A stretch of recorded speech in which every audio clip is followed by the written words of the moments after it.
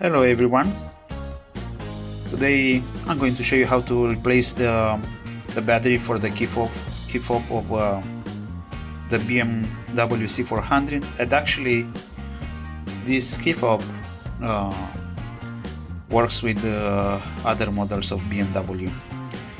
You need of course your key, 2032, the battery, and also you need something sharp.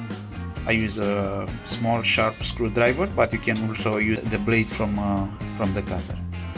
I have my key protected by a rubber cover. I will just take the rubber off and then I'll show you what you have to do. Very easy. So I got the rubber off. You just need to press the button to open the key, and then this part